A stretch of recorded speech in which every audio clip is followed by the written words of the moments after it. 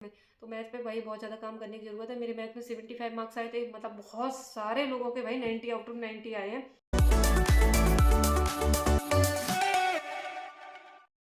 तो hey guys, आज मैं आप लोगों के साथ डिस्कस करूंगी मेरी जो CGL 2025 की स्ट्रेटजी होने वाली है। बताऊंगी कि मैंने जो मैथ्स दिया था उसमें मेरी क्या क्या मतलब ब्लंडर किए थे मैंने, और मतलब जो सिली मिस्टेक्स की थी तो उनको मैं कैसे क्या इम्प्रूव करूंगी, और कौन कौन से मेरे वीक एरियाज है जिनमें मुझे मतलब बहुत ज़्यादा इंप्रूवमेंट की ज़रूरत है।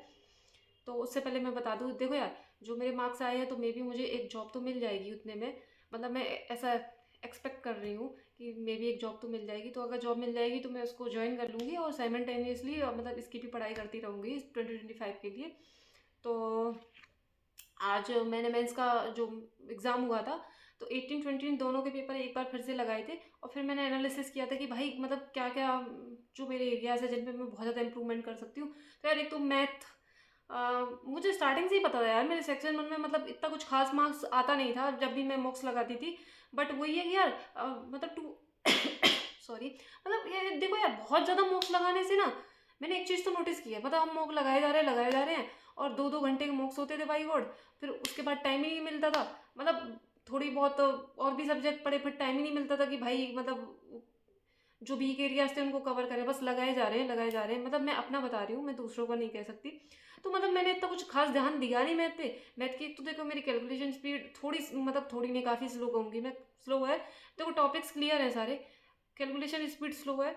और मतलब तो कैलकुलेशन स्पीड स्लो है, और एक जो सॉल्विंग पीरियड, मतलब सॉल्व करने का जो टाइम पीरियड होता है वो थोड़ा सा ज़्यादा है। जैसे मैथ जो मतलब गिवन पीरियड ऑफ टाइम है उसमें सॉल्व नहीं होती मेरे से, मेरे को थोड़ा एक्स्ट्रा टाइम चाहिए होता है। तो मैं ये मान के चल रही हूँ, अगर नेक्स्ट ईयर रीजनिंग का पेपर टफ आ गया और मेरे पास मैथ को देने के लिए कम टाइम बचा, मतलब रीजनिंग पेपर टफ है, देखो यार रीजनिंग हर किसी से सॉल्व हो जाती है, मैं ये मान के चल रही हूँ। और अगर उसका पेपर टफ आ गया और मेरे को मुझे मैथ को कम मतलब करने के लिए कम टाइम मिला, तो मेरी तो बैंड बच जाएगी भाई। तो एक तो मैं ये मान के चल रही हूँ कि जो टाइम पीरियड दिया गया है मैं उसी टाइम पीरियड में मैथ को सॉल्व करने का ट्राई करूँ। तो उसके लिए एक तो मुझे ये कैलकुलेशन बढ़ाना पड़ेगा, और मतलब क्या बताऊँ यार, ब्रेन में क्वेश्चन सॉल्व करने पड़ेंगे। अभी तो मैं लिखना शुरू कर देती हूँ तो ऐसे ऐसे मतलब टाइम निकल जाता है मैथ में। तो मैथ पे भाई बहुत ज़्यादा काम करने की ज़रूरत है। मेरे मैथ में 75 मार्क्स आए थे, मतलब बहुत सारे लोगों के भाई 90 आउट ऑफ 90 आए हैं। तो मैं 15 मार्क्स का इधर मार्जिन लेके चल रही हूँ कि भाई मतलब ये 15 मार्क्स पे मुझे बहुत ज़्यादा वर्क करने की ज़रूरत है। तो एक तो ये हो गया। अब आते हैं जीएस पे। भाई जीएस का नाम मत लो भाई, वो मेरे दिल में दर्द होने लगता है जीएस का नाम सुन के। मतलब यार क्या पढ़े, कितना पढ़े, मतलब उसके लिए तो जितना भी पढ़े भाई कम ही पड़ जाता है। मतलब एक तो ये भी रहता है कि मतलब पढ़ रहे हैं, जरूरी नहीं है आपने जो पढ़ा है उसके मतलब वो पेपर में आ ही जाए। तो एक तो जीएस में यार जो ग्रीड होता है ना, कि भाई इतने इतने क्वेश्चन किए हैं, थोड़े से और अटेम्प्ट कर लेते हैं, मे बी इसमें से कुछ सही हो जाएंगे। भाई इतना ज़्यादा मतलब जितना आता है काश उतना ही अटेम्प्ट कर लेना, तब भी बच जाए भाई। इस ग्रेड के चक्कर में ना बंदे की बैंड बच जाती है, मेरी खुद बची। मतलब ठीक है यार, मतलब मैं देखो मैं रूम पे देती थी तो मेरे जीएस में जैसे 45 प्लस फुट मतलब 45 से लेके 55 का ये जो बॉक्स था, मतलब इतने में से ही मार्क्स आते थे जीएस के, कभी इससे इतना कम नहीं आए। और मतलब 55 से मेरे इतना ऊपर भी नहीं गए। बड़े यार रियल पेपर में 39 ही रह गए यार, पता है। मतलब एक उसमें मेरे मेरे साथ सॉरी, मेरे साथ रियल पेपर में पता है क्या हुआ। मुझे 15 क्वेश्चन आ रहे थे, मैंने कर लिए। अब मुझे 2 3 क्वेश्चन में बहुत ज़्यादा डाउट था, तो मैंने सोचा ये तो मैं अटेम्प्ट करूँगी चाहे कुछ भी हो जाए, भले ही गलत चले जाए। तो यार ऐसे करके मैंने वो 2 3 क्वेश्चन कर लिए। फिर अब 2 3 क्वेश्चन तो मैंने मतलब प्योर तुक्का मार दिया था, मतलब मुझे बिल्कुल भी आइडिया नहीं था, मुझे बहुत ज़्यादा डाउट था।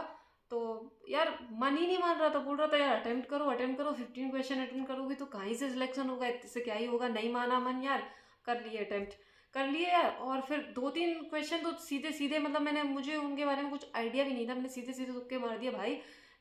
जो गैस किए थे वो भी गलत, जो तुक्के मारे थे वो भी गलत। मतलब अगर जो मतलब 15 क्वेश्चन मुझे आ रहे थे ओनली वही छोड़ती थी तो वो भी तो 45 मार्क्स आ जाते।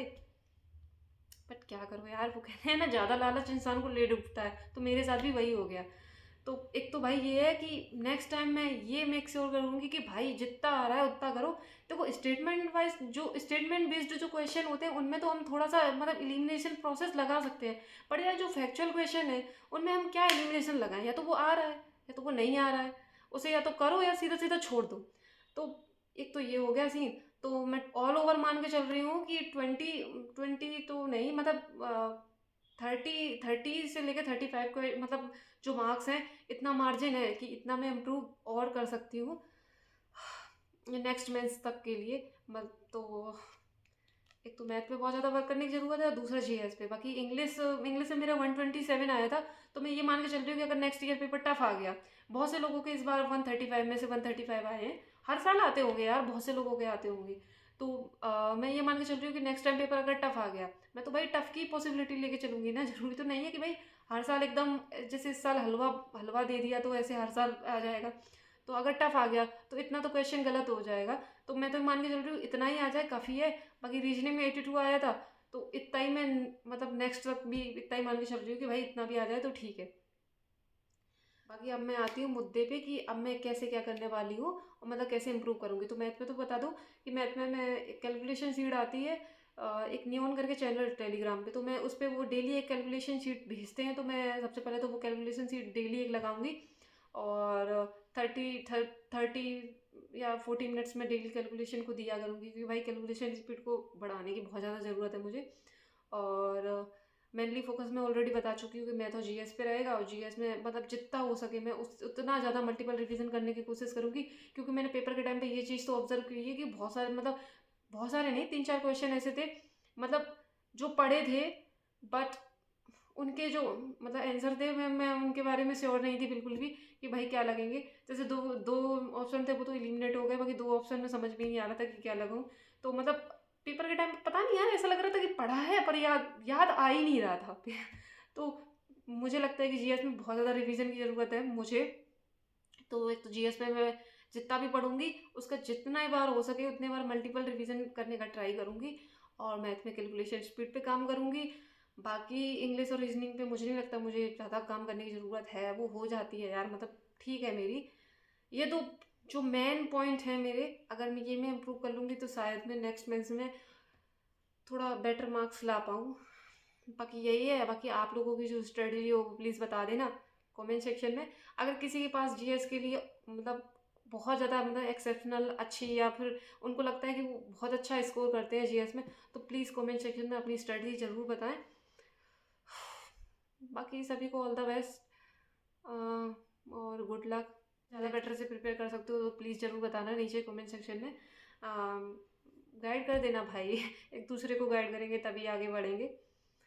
ठीक है यार, बाय बाय, और ऑल द बेस्ट भाई, सभी लोग अच्छे से पढ़ो इस बार। तो ये तो एक्सपेक्ट करके चलो ही मत कि नेक्स्ट टाइम मतलब कट ऑफ कम जाएगी, मेरे ख्याल से तो इससे तो ज़्यादा ही जाएगी, क्योंकि यार मतलब ये हर साल का पैटर्न ही हो गया है कि थोड़ी बहुत कट ऑफ प्रीवियस ईयर के कंपैरिजन में अप ही होती है, डाउन तो। चलो बाय बाय, अच्छे से पढ़ो, और अच्छी सी स्ट्रेटजी, अपनी अपनी स्ट्रेटजी शेयर कर देना। किसी के पास अच्छी सी स्ट्रेटजी हो तो प्लीज़ शेयर कर देना, मैं भी इम्प्लीमेंट कर लूँगी, मुझे भी थोड़ा सा फ़ायदा हो जाएगा। Bye bye.